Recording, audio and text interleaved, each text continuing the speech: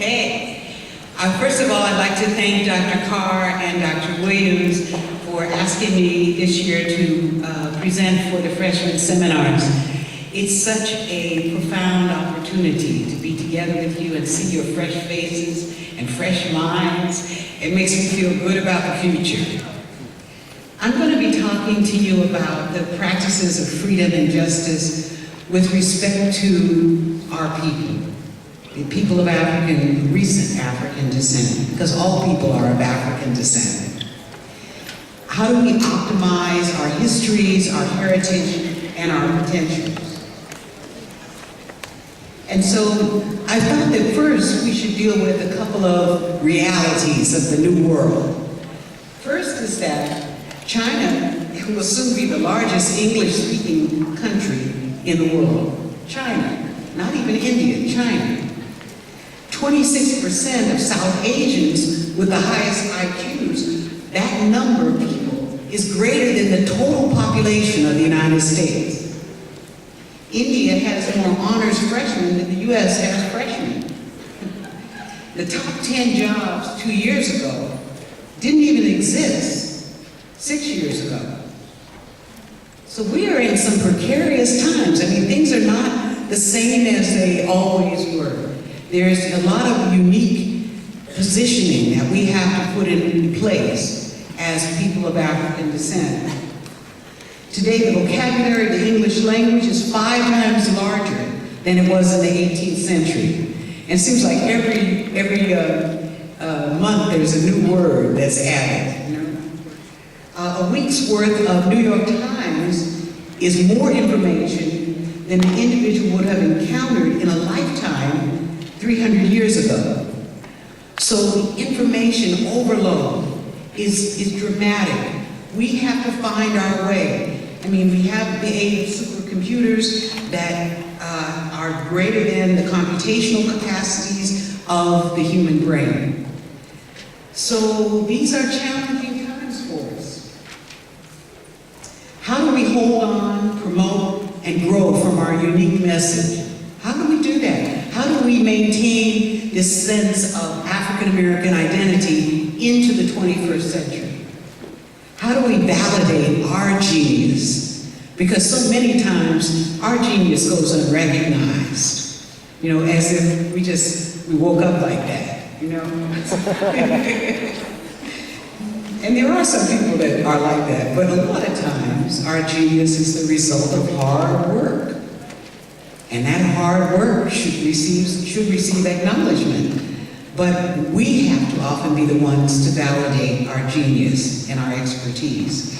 And how do we maintain our identity, our focus, our perspective, which is the key to our survival, while we continue to improve and uplift the status of all humanity? Because truly, many oppressed people around the world, not just in Africa, but in Asia, in Europe, they look to African Americans and they look to Howard University as an example of how to survive, how to progress. I like to say that we are New World Africans. That is, we're born here in the Americas of predominantly African descent. We've never had the luxury of letting our guard down, just truly chilling. We've never had that luxury.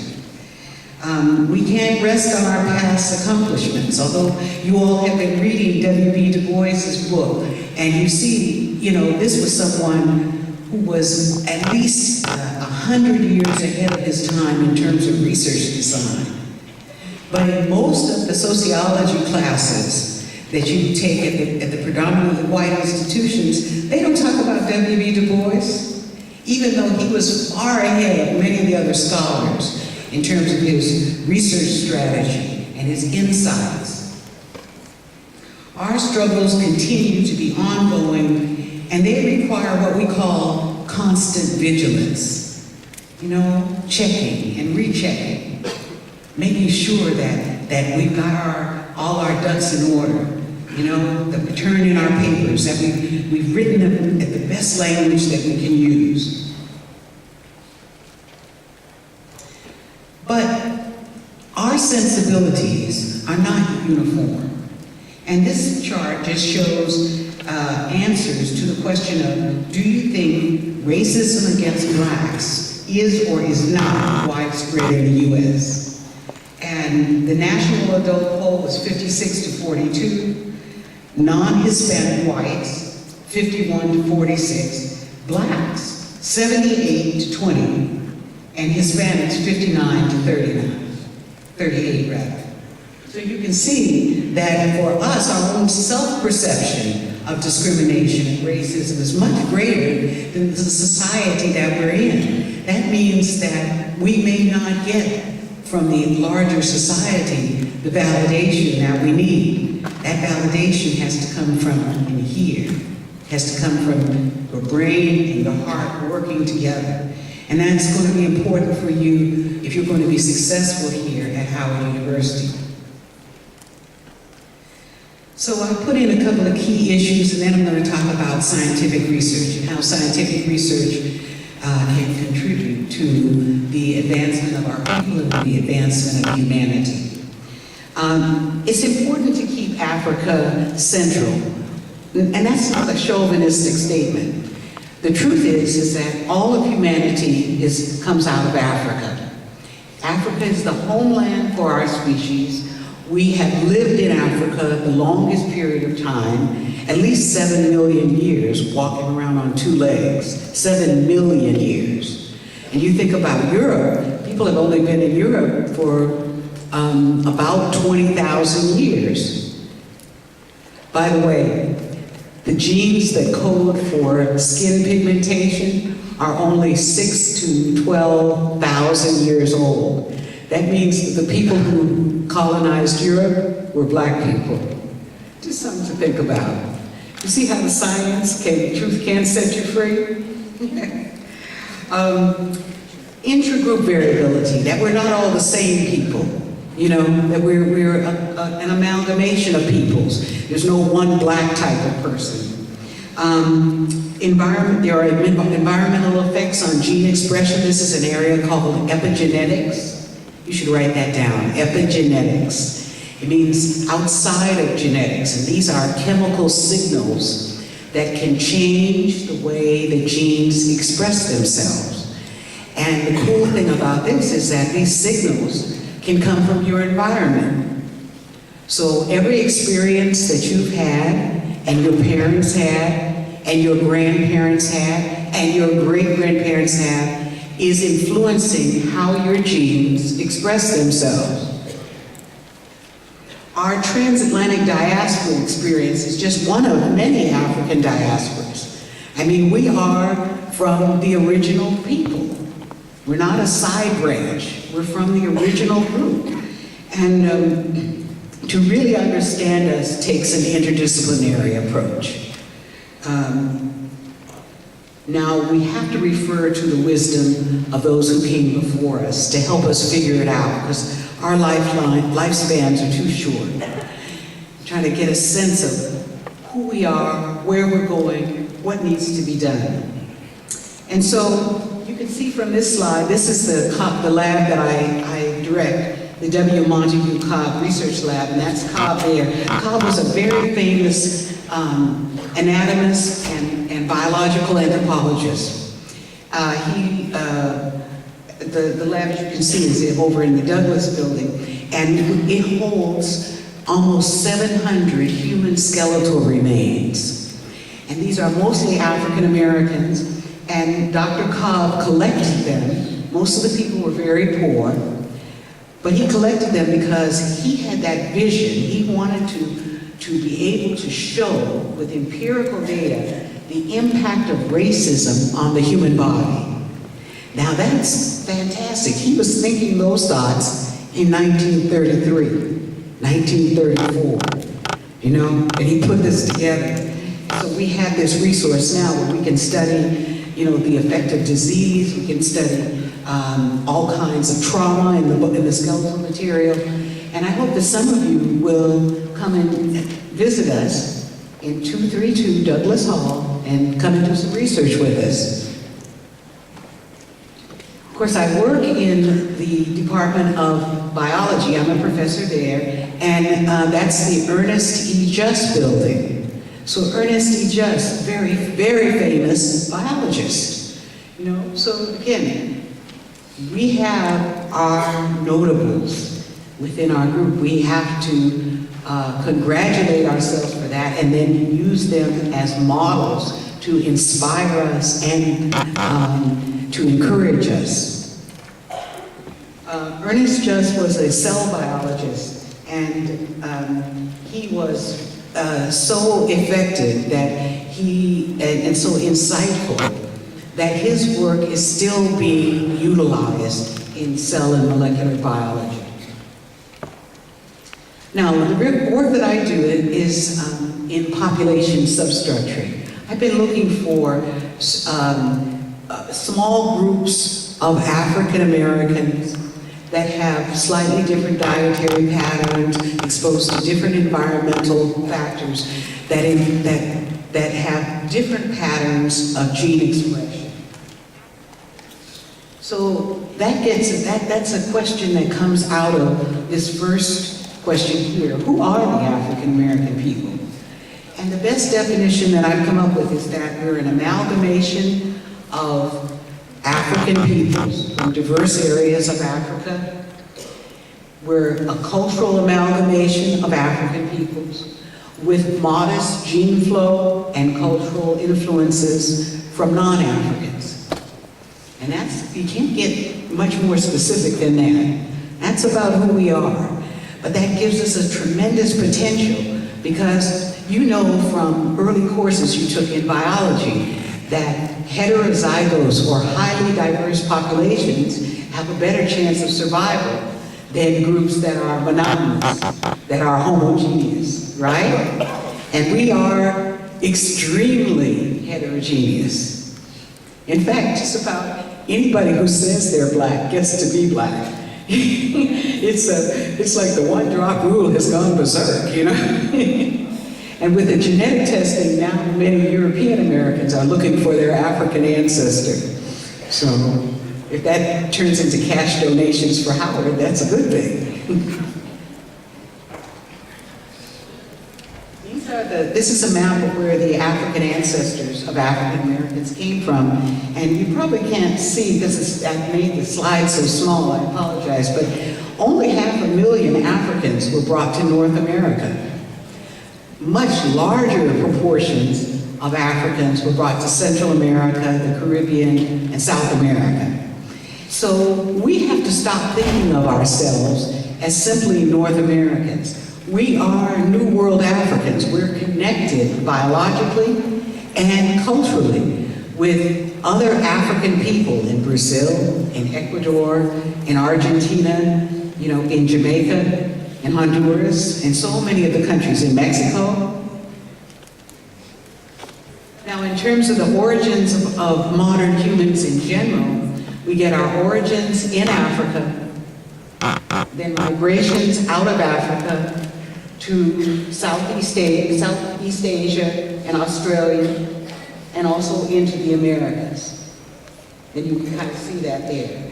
And all this period of time took, 40,000 years. So over that time, you get adaptations. But it's a small set of Africans who leave Africa and become Europeans. Another small set that leaves Africa becomes East Asians. Another small set that leaves Africa becomes South Asians. You see what I'm saying? So those small groups are not as big as the homeland group. That means that the genetic diversity in those groups is not as great. And in fact, all of this has happened so recently in an evolutionary sense that we can say that all groups of non-Africans are subsets of African genetic diversity. And that's just the genetics. When we start talking about culture, now it becomes even more profound and complicated. Okay, sometimes you guys know about mitochondrial DNA? How many people know about mitochondrial DNA?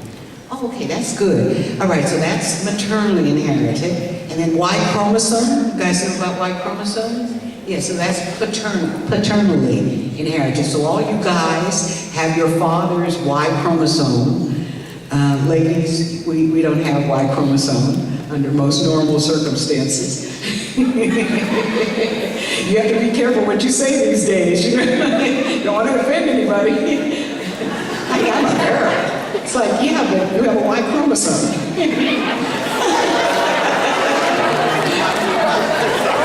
So, okay, we can take your mitochondrial DNA and we can trace it back to your oldest maternal ancestor. Okay, and for most African Americans, it goes back to somewhere in Africa. And these are really old mitochondrial DNA variants. They could be 120,000 years old, 100,000 years old, 80,000 years old, you know, when everybody was black and everybody was living in Africa. Okay? When we look at our geographical distribution in the U.S., we're not randomly distributed in the U.S. Now, the dark purple color that you see there, those are the counties where the majority of the people say that they are of African descent. Now, isn't that interesting? Isn't it interesting that these are the same counties where the biggest plantations were? Just amazing. And that tells you something else. People don't really move around that much. Not within the short period of time since we left slavery. And of course you had Jim Crow racism and so-called separate but equal to kind of keep you in your place. And we really see that here with these, I call them the crescent states. We developed this computational based approach called ethnogenetic layering. And what it does is it uses something called geographical information systems. And what GIS does is it allows us to layer in a horizontal manner whatever it is we're interested in. If maybe it's the distribution of people with asthma and the amount of environmental pollution and the distribution of African Americans. And then you cut through those horizontal distributions, you vertically cut through, and you're able to identify what is going on at a particular set of geographical coordinates. So I want to show this to you. It allows you to predict what's happening in a particular group of people. Like why we're seeing in the Chesapeake Bay area so much prostate cancer and breast cancer in this area. Why we're seeing so much pancreatic cancer in the Mississippi Delta. You know, so it allows us to look at populations not as a whole, but to take advantage of the fact that the environments that African Americans live in vary. You know, Los Angeles is not backwater Mississippi, you know. So where you live, what you eat has an impact on your disease profile. So this is the ethnogenetic layering where we look at these variables, stack them, and we can often find correspondence with similar situations in Africa, and we're able to make a prognosis about a population. So this is what it looks like if this is just a little cartoon, where we're layering first the Native Americans in the East Coast of the United States. And then we add to that the Europeans who came. And remember, Europeans did not come as white people. That's a construction of the United States. And it's a part of that whole racist paradigm that detribalized everybody and said, you are your color, and that's all you are. And that's going to determine your future. Kind of like anatomy is destiny gone berserk, you know? So these are the Europeans that came. And I hope you can read that. But I looked at 3 regions, the Chesapeake Bay, which is this region here, the Carolina coast, which goes all the way from North Carolina all the way down to Jacksonville, Florida, and then the Mississippi Delta. Okay. And then we found out through research where where were the Africans that were brought to these regions? So in the in the Chesapeake Bay, 38% of the Africans brought here came from the Bida Bani. Those are Igbo people. Do we have any Igbo people in the audience? Yeah, the Igbo are really interesting. So this is a place where most of us from this area are connected to Igbo or Igbo-related people, just because such a large contingent was brought in here. In the Carolina coast, 40% came from West Central Africa. We have any Angolans or people from Congo here? Yeah, you know, because of the language, because it's Francophone. We hope to overcome that someday. And then in the Mississippi Delta is really interesting because you have Africans coming in from all over, but what's most interesting to me is that you've got a significant contingent coming from the Bight of Benin, which is Western Nigeria and the country of Benin. And so those are the people often who practice the voodoo religion. And this is why in New Orleans you can find the houses where you can get the dolls and stick pins in the doll, and you know, you can have your fortune read, and there's some remnants of the voodoo religion in that part of North America because the Africans brought it. They didn't just come naked and without any kind of culture or without skills. In fact, in Carolina coast, they were especially recruited from West Central Africa because they had skills. Because the Europeans didn't know about how to handle an alligator. They had never seen an alligator. You know, and the West Africans knew about crocodiles. Good enough. They had been farming rice, so they knew about that. So what we find when we look at the history is that this country was often colonized by Africans, sent out into the hinterlands to cut down the forests, you know, to plant the first seeds. And we have a lot of African cultivars that were brought over too. But that's a whole other story I want to tell you. In each of these regions, we can talk about the interactions of genetics and culture. Now, remember I told you about epigenetics, and I said that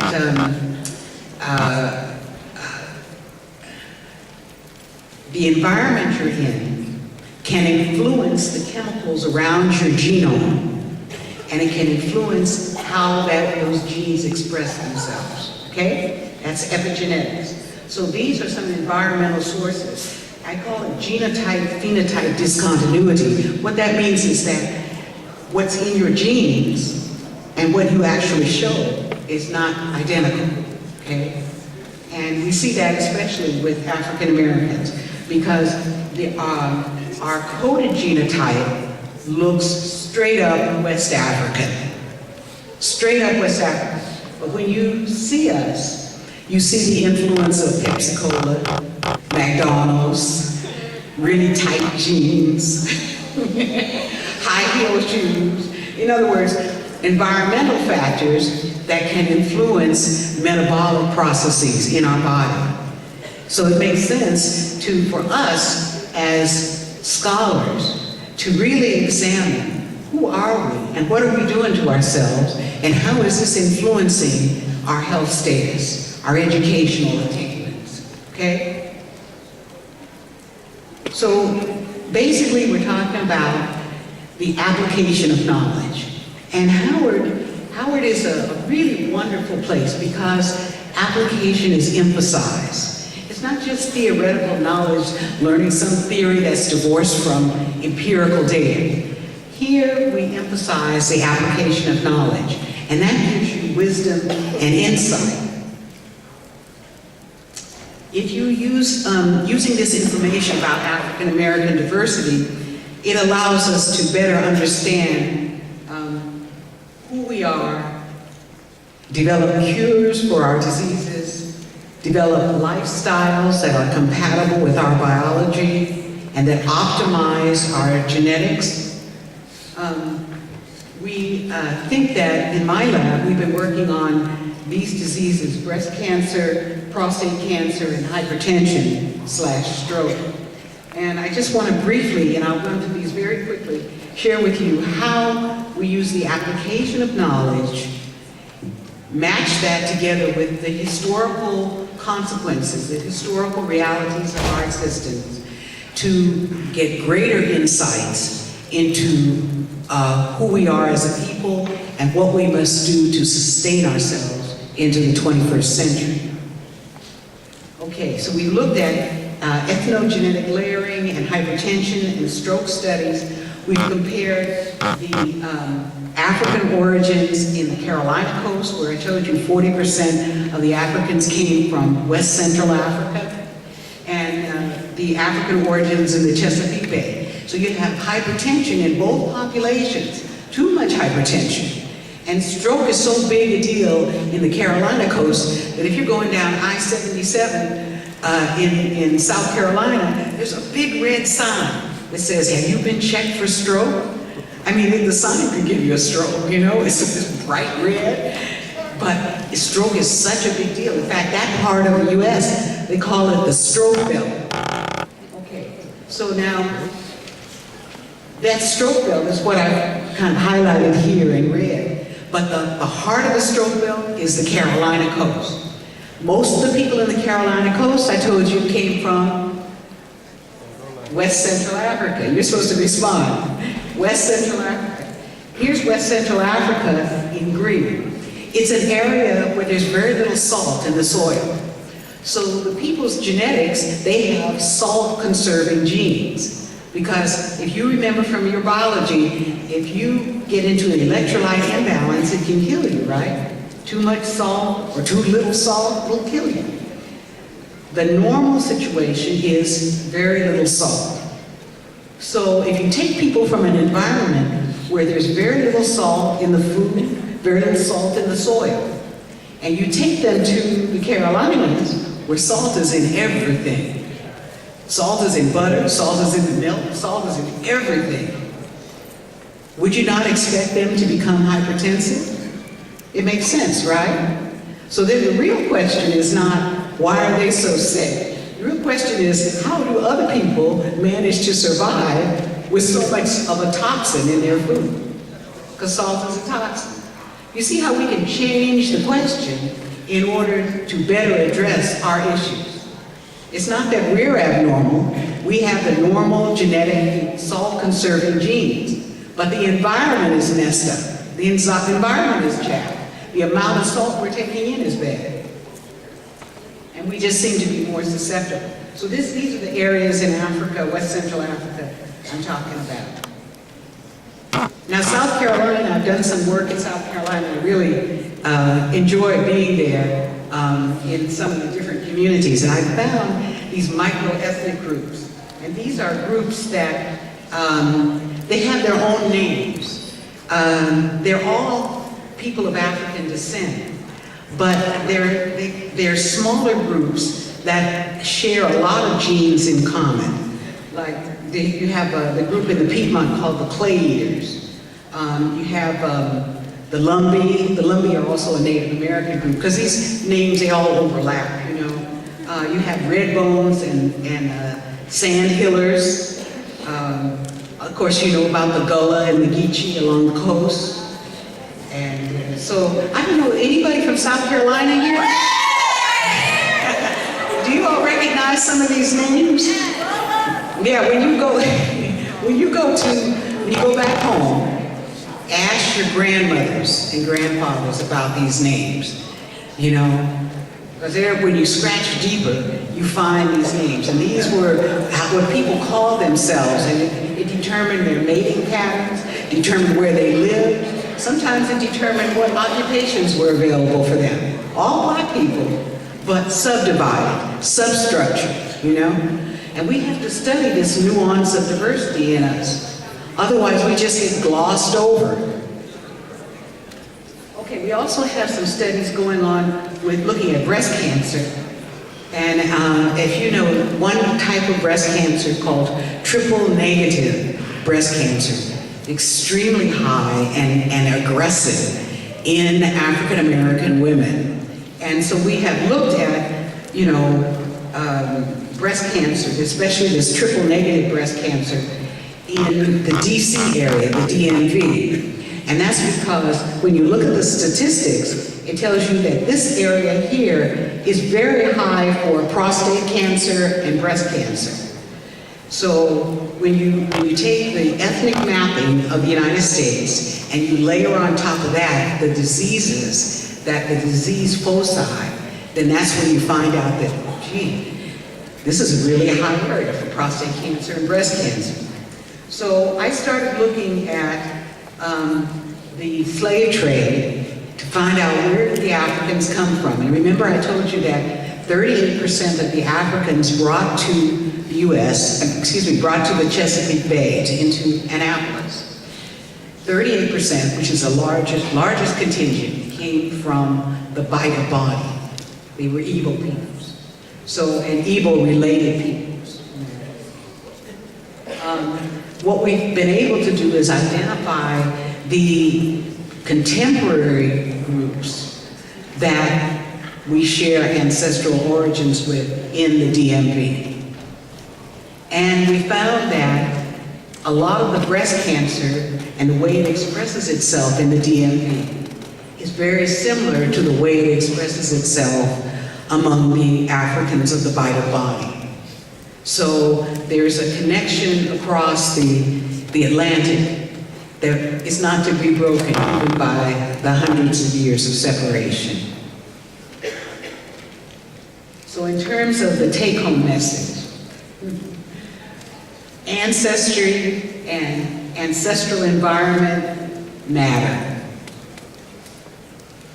The discovery of ethnic links and ethnogenetic links between specific continental African and African Americans provides an opportunity for greater specificity in our disease prevention, diagnosis, and treatment regimes. Now, how many of you want to become physicians?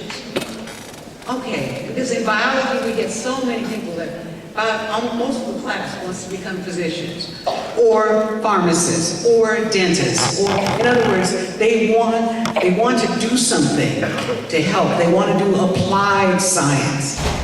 And I'm telling you that you'll be a better physician, dentist, pharmacist, whatever, if you bring in these other disciplines.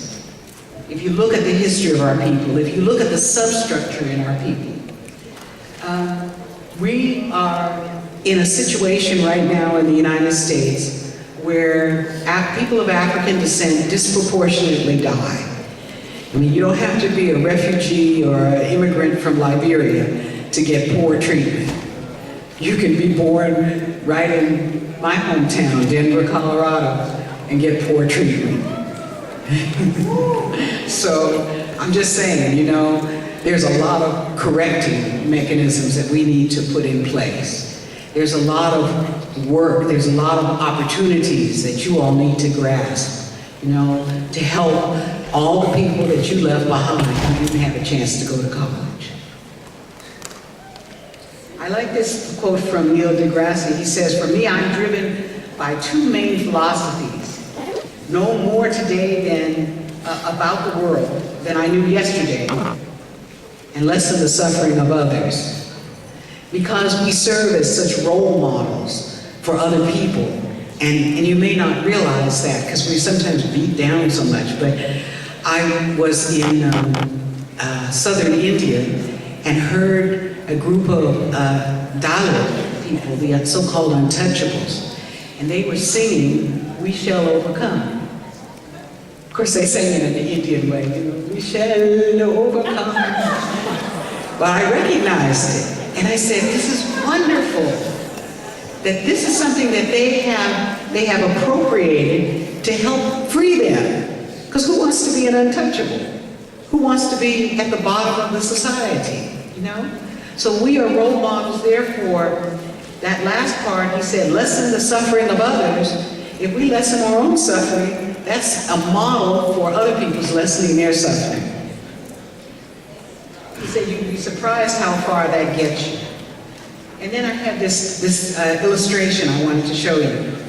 And Langston Hughes said, hold fast to dreams, for if dreams die, life is it's a broken-winged bird that cannot fly. But look at this picture. And what is the brother doing? What's he doing? He's trying to pick the lock, right? So he's using his left hand. Symbolically, the right brain is the part of the brain where a lot of creativity is. So this left hand that he's using it to pick the lock. And when he picks the lock, what is he going to be? Free. He's going to be free. Now what you guys have to do is pick the lock so you can be free. Thank you so much.